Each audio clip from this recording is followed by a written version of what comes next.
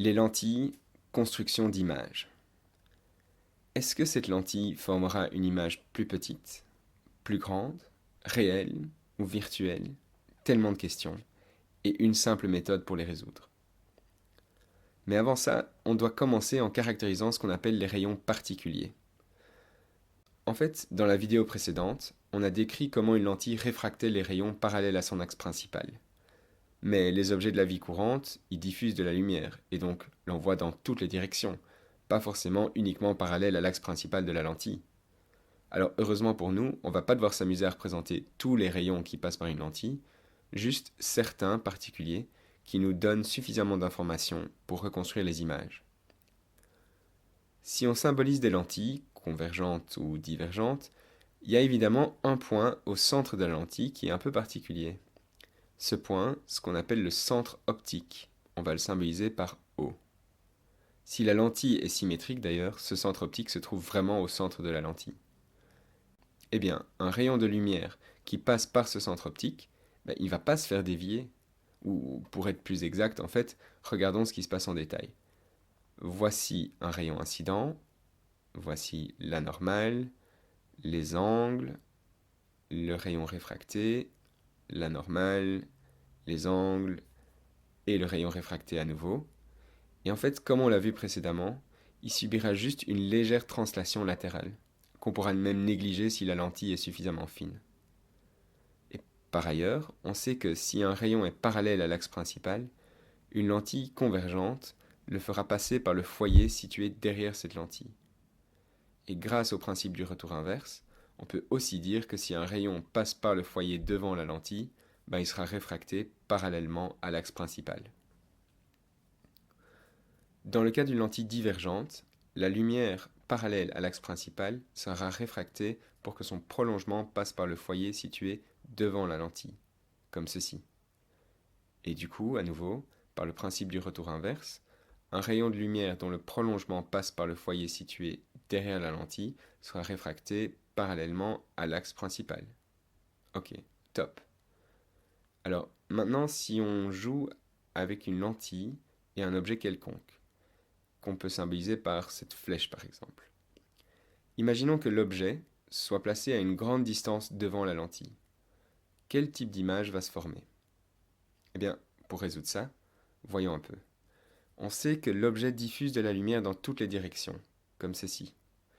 Mais pour se faciliter la tâche, on ne va s'intéresser qu'à deux rayons particuliers.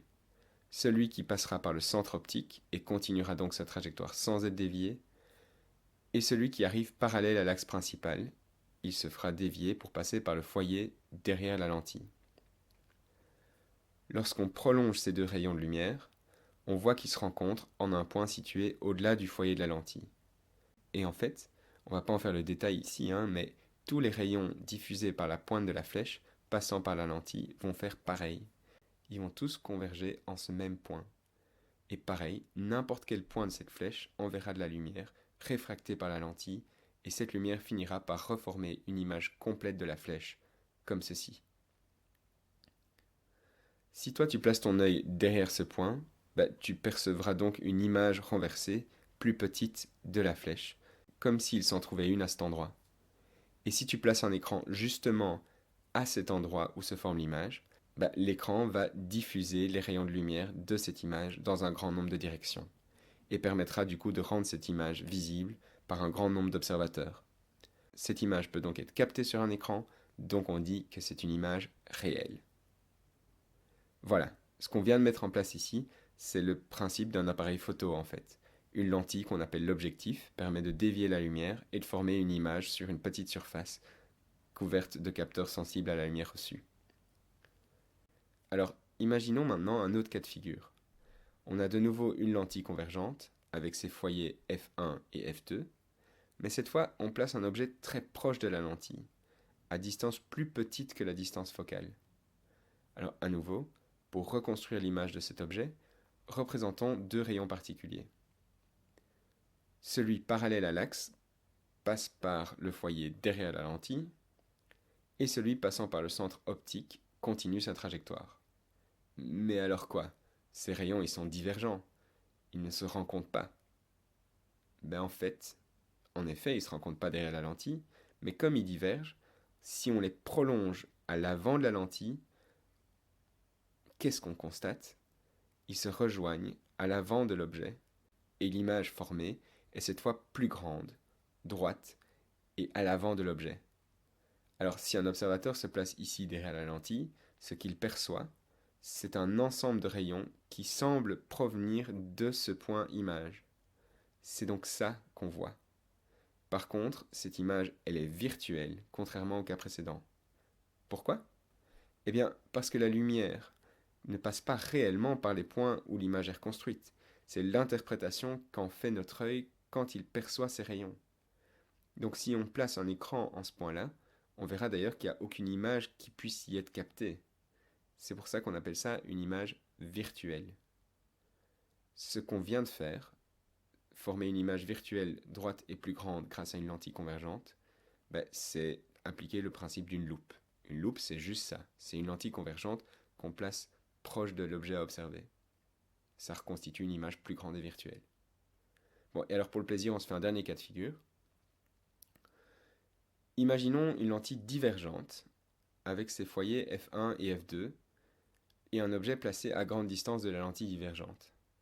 Représentons les deux rayons particuliers qui nous intéressent à nouveau, celui passant par le centre optique et celui parallèle à l'axe principal.